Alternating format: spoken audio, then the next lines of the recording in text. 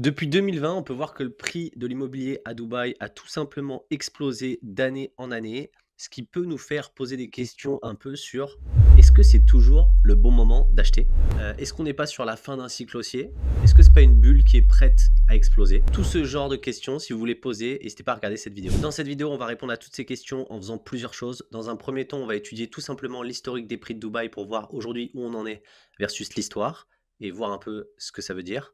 2, on va aller comparer tout simplement les prix de Dubaï versus les autres villes dans le monde, histoire de prendre du recul et de voir est-ce qu'on est vraiment en train de passer, sur une bulle ou pas. Ensuite, on ira voir en fait qu'est-ce qui peut être rassurant, dans l'immobilier à Dubaï et surtout aussi à la fin, on verra quels peuvent être les risques et sur quoi il faut faire très attention. Pour ceux qui ne me connaissent pas, je m'appelle Clément, je suis agent immobilier à Dubaï. Si vous souhaitez en savoir plus sur l'actualité de Dubaï, être au courant des derniers projets et avoir une vision analytique du sujet, n'hésitez pas à vous abonner à la chaîne. Et si jamais vous avez un projet, vous avez des questions sur des quartiers où vous souhaitez être accompagné dans votre achat, n'hésitez pas à m'envoyer un message, c'est mon travail et je me ferai un plaisir de vous répondre. Rentrons directement dans le vif du sujet et allons voir les prix, en gros, le price index de l'immobilier de Dubaï sur Property Monitor. Ce qu'on voit, c'est qu'effectivement, on voit l'historique des prix depuis 2008 et ce qu'on voit, c'est pas rassurant, il faut se le dire.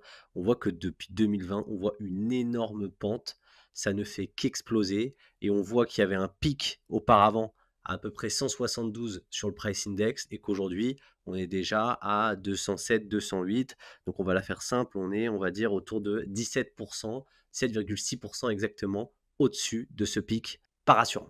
L'impression que ça peut donner, c'est que Dubaï est un marché cyclique et que globalement, en fait, on s'apprête à arriver dans la fin d'un cycle haussier et que du coup, ça va tout simplement s'écrouler à nouveau. Si on rentre dans le vif du sujet, on voit qu'en fait, c'est pas vraiment un marché cyclique, mais qu'il y a des éléments de vie dans le monde qui font que ce marché a eu des chutes à des moments précis. On voit qu'en 2008, tout simplement, il y a eu en gros tout simplement la crise économique Goldman Sachs et du coup ça a impacté fortement le marché avec un retour des liquidités et du coup forcément une baisse de l'immobilier à ce moment. On voit qu'en 2014, il y a eu une crise en gros du prix du pétrole du baril qui a impacté le prix de l'immobilier à Dubaï et tout simplement on voit que depuis là ça n'a fait donc il y a eu le crise du Covid aussi qui a impacté globalement aussi le prix de l'immobilier à Dubaï et que depuis en fait le prix ne fait que augmenter. Ok, donc là on a notre réponse un peu sur les cycles qui sont pas vraiment des cycles mais des éléments extérieurs qui sont venus perturber le marché, mais on n'a pas notre réponse sur ok, est-ce que cette hausse des prix elle est justifiée ou pas, parce que franchement elle fait peur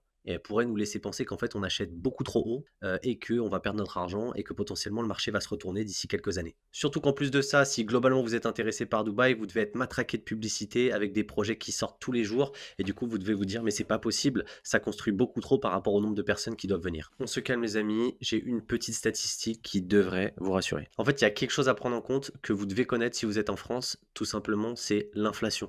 On l'a énormément vécu ces dernières années et du coup c'est très important d'aller regarder en fait tout simplement quelle était l'inflation chaque année du coup entre 2014 et 2024, c'est-à-dire entre le pic, le point en 2014 et maintenant. Et tout simplement, en fait, si on multiplie le price index qui était de 172 par différentes années et par cette inflation, on atterrit à un prix index de 204, alors qu'aujourd'hui on est à 208. Ce qui fait globalement qu'on est assez proche du pic de 2014. Du coup, je trouve cette vision intéressante parce que ce qu'on voit, c'est qu'on a pris que 2% en gros sur le prix de l'immobilier par rapport au pic de Dubaï, à cette époque-là en 2014, sachant que depuis ce temps, il ne faut pas oublier que déjà la population, elle a pris 56%, donc c'est énorme. Globalement, il y a le Golden Visa qui a été introduit, qui n'existait pas avant, qui permet à n'importe qui investit une certaine somme d'avoir un visa de 10 ans, ce qui booste énormément l'attractivité de Dubaï, qui a été simplifié d'année en année en plus. On a le fait qu'il n'y a plus besoin de local sponsor, c'est-à-dire d'un Émirati pour ouvrir des entreprises, et on peut être procédé totalement sur l'entreprise, qui a été un point aussi monumental qui a augmenté l'attractivité de Dubaï. On peut prendre en compte qu'il y a Dubaï Creek Harbour, qui est complètement le nouveau centre-ville de Dubaï qui est en construction, qu'on a la Palm Jebel Ali aussi qui est en construction, qui se développe, qu'on a le nouvel aéroport qui arrive. Donc en fait, ça fait beaucoup de points et j'ai même oublié l'Expo 2020 qui a été rajouté, qui a eu un énorme impact. Donc en fait, on voit qu'on a pris 2% si on prend en compte l'inflation, alors qu'en fait, la ville, elle a totalement été révolutionnée et globalement, elle est beaucoup plus performante et beaucoup plus sûre en termes d'investissement qu'elle ne l'était à l'époque. Donc je trouve que c'est intéressant d'avoir cette vision-là, de prendre du recul sur les historiques de performance, d'intégrer l'inflation et de voir qu'en fait, OK, les prix ils ont augmenté, mais parce que les prix ils ont augmenté partout, mais que globalement, en fait, ça reste une bonne affaire si on prend en compte qu'en fait, la ville, elle est 10 fois mieux qu'avant et au final, elle est au même prix à peu près qu'au pic de 2014. On a malgré tout vu en étudiant l'historique de Dubaï qu'il y avait des éléments extérieurs qui pouvaient influencer le prix de l'immobilier, provoquer des chutes de celui-ci et du coup rester jusqu'au bout, du coup de la vidéo puisqu'on donnera un peu une checklist des points à surveiller pour éviter d'être surpris par ce genre de choses. OK, donc là, on a vu que les prix étaient cohérents globalement par rapport à l'historique de Dubaï, même plutôt, intéressant parce qu'en vrai, que 2 au-dessus alors que la ville surperforme. Ce qui est intéressant de voir maintenant, c'est vrai, est-ce que c'est cher pour ce que c'est? Il y a plein de gens qui regardent, qui disent 180 000 € un studio, c'est cher. 250-290 000 € un one bed, c'est cher. Donc allons prendre du recul un peu et voir où Dubaï se situe par rapport aux autres villes du monde et est-ce que vraiment son prix au mètre carré est en train un peu de trop monter et elle est un peu surcotée. Il y a un reporting qui est très intéressant pour vous d'aller regarder qui s'appelle le Global Power City Index. Vous pouvez aller taper sur Google et le trouver. Tout simplement, c'est une étude qui est faite sur toutes les villes du monde les plus importantes et qui les compare sur différents critères et qui les note et qui les classe. Donc les différents critères, il y a l'accessibilité, à quel point c'est facile de s'y déplacer et de s'y rendre, l'économie, la croissance en gros, la recherche et développement, les interactions culturelles, la facilité de vivre et l'environnement au global. Dans ce report, ce qui est très intéressant, c'est de voir que tout simplement, Dubaï est en huitième position. Donc on a Londres, New York, Tokyo, Paris, Singapour, Séoul, Amsterdam, et on a tout de suite Dubaï. Concrètement, qu'est-ce que ça veut dire? Ça veut dire que si les villes étaient des actions, Dubaï est la huitième la plus performante du monde. Ça veut dire que si c'était une startup, pareil. Donc ça veut dire qu'aujourd'hui, c'est une ville qui est dans le top 10 des villes les plus performantes à ce jour. À savoir qu'elle est top 4 en termes d'accessibilité et top 5 en termes de cultural interaction. Maintenant, allons voir concrètement, en fait, est-ce que, par rapport à ces villes, son prix est surévalué? Et en fait, si on regarde assez simplement, c'était, même un tableau que j'avais fait pour tout vous dire pour moi-même. À l'époque, c'était 4 180 du mètre carré. Je pense qu'aujourd'hui, on est peut-être plus à 4 500. En fait, c'était intéressant de voir avec le classement, donc Dubaï est 8e, on voyait les 1, 2, 3, 4, 5, 6, 7.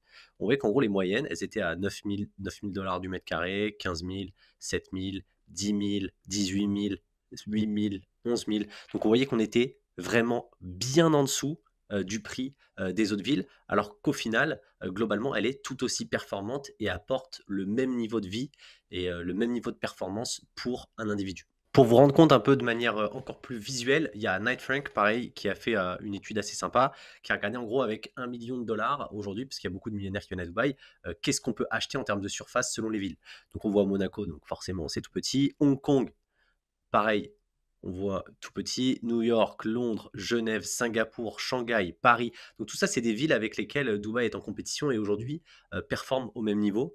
Donc on voit les différentes surfaces, Beijing, Sydney, Los Angeles, et on voit en fait tout simplement quand on descend en bas, voilà la surface que quelqu'un peut avoir à Dubaï avec le même budget.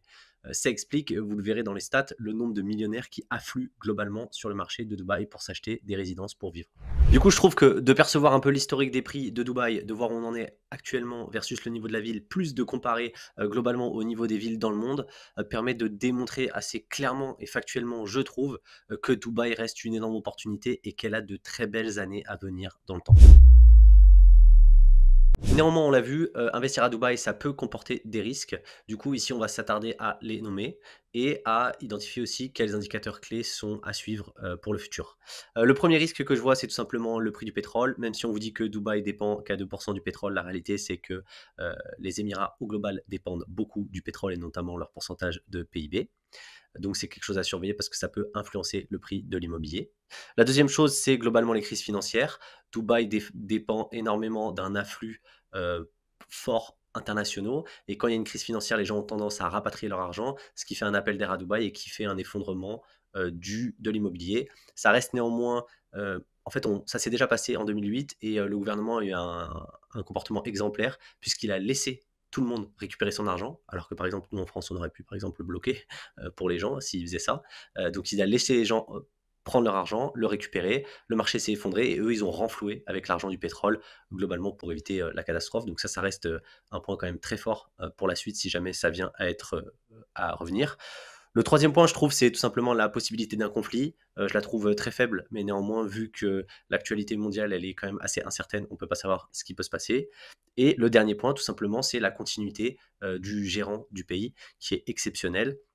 dont son père a travaillé, si vous lisez les livres, sur, tout simplement la transition, enfin lui, comment il est venu à être au pouvoir, tout le parcours un peu que son père lui a fait faire avant qu'il puisse, totalement régner, comment il lui a fait travailler sa vision. J'ai l'impression qu'il exécute le même parcours initiatique avec son fils, donc c'est super rassurant sur la suite de Dubaï, son fils qui se positionne et qui commence à être de plus en plus présent. Néanmoins, effectivement, la force des royaumes, c'est que ça peut avancer très vite, très fort, par rapport à une démocratie qui est très lente. Effectivement, par contre, le point faible, c'est que dès que quelqu'un décède ou dès qu'il y a une mauvaise gestion, ça peut aussi aller dans l'autre sens, donc c'est un point à surveiller. Les indicateurs pour moi qui sont à surveiller pour vous en tant qu'investisseur à Dubaï, je trouve, ça va être globalement, j'en ai deux que moi je suis. Le premier, c'est le pourcentage tout simplement du l'immobilier dans le PIB du pays. Il faut essayer que ça dépasse pas trop 10, 12, 13%, parce que sinon ça veut dire que la croissance globalement du pays est liée à l'immobilier, ce qui alimente une bulle. Le deuxième point, je trouve, c'est l'évolution de la population. En fait, globalement, Dubaï a un plan de doubler sa population d'ici 2040. Et donc, en fait, il faut voir à quel point l'attractivité marche et à quel point le nombre de personnes augmente chaque année. Et si globalement, ça suit la trend que c'est en train de prendre et que ça continue, il n'y a pas vraiment de problème et de crainte à avoir sur une oversupply de logements. Ok, maintenant, passons globalement au point que je trouve rassurant. Il y en a trois sur Dubaï et son avenir. Le tout premier, il est simple, c'est le nombre de touristes qui passent à Dubaï. Vous allez sur Wikipédia, vous regardez les cités, les villes pardon, les plus rankées en termes de nombre de touristes qui y passent. Ce qu'on voit, c'est qu'en gros, Dubaï, elle est passée même devant Paris. On est à 18 millions. Euh, En fait, pourquoi c'est important? Tout simplement parce qu'en fait, Dubaï, c'est comme une entreprise. Et une entreprise, elle a besoin de faire de l'acquisition client. Et les clients, quand ils sont acquis, c'est-à-dire qu'on les a convertis, ça devient des habitants. Et ces habitants, en fait, ça alimente le marché du real estate. Ok.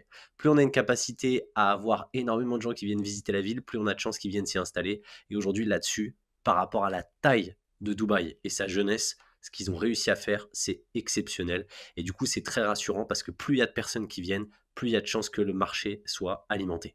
Et je pense que vous aurez du mal à trouver une ville de 3 millions d'habitants qui accueille 18 millions d'habitants chaque année. La deuxième chose que je trouve très rassurante, c'est que vous pouvez aller sur le site de Dubaï 2040 et aller voir en fait tout simplement c'est quoi le plan de la ville dans les années à venir. Pourquoi c'est très rassurant? Tout simplement parce qu'il y a un plan, il est défini, il est d'une clarté énorme. Ce que je trouve très intéressant, c'est qu'ils ont vu quel avait été, vu que la population a énormément augmenté, quels avaient été les différents problèmes qu'ils ont rencontrés, le manque d'espace vert, le manque de plages publiques, potentiellement trop de trafic. Et ils ont vraiment mis en place des actions sur chacun des points pour les corriger. Et du coup, c'est à l'image d'une entreprise en fait qui tout simplement écoute ses clients et ajuste du coup ses produits en fonction d'eux. Et ça, c'est très rassurant parce que c'est la garantie en fait que la ville elle va continuer de surperformer au maximum et attirer beaucoup de gens et du coup alimenter un marché du real estate super dynamique. Et le dernier point, c'est tout simplement l'évolution de la population. On voit qu'en fait en 2010, ils étaient à 1,8 et on voit que tous les ans, en fait, cette population, elle a augmenté et surtout ces dernières années. Donc en fait, si on regarde totalement, le nombre d'habitants a augmenté globalement et c'est le meilleur indicateur qu'en fait que ça marche, que les gens restent et que les gens viennent. Donc très rassurant aussi, ça veut dire que la ville délivre ce pourquoi les gens viennent et que les gens s'y sentent bien et qu'il y a d'autres gens qui arrivent et qui les rejoignent. Si cette vidéo vous a convaincu que malgré la hausse des prix, c'est le moment d'acheter à Dubaï, en tout cas c'est mon ressenti, n'hésitez pas à me contacter par WhatsApp à ce numéro. Je me ferai un plaisir de vous aider à trouver quelles sont les meilleures opportunités sur le marché, de la même façon, de manière très analytique.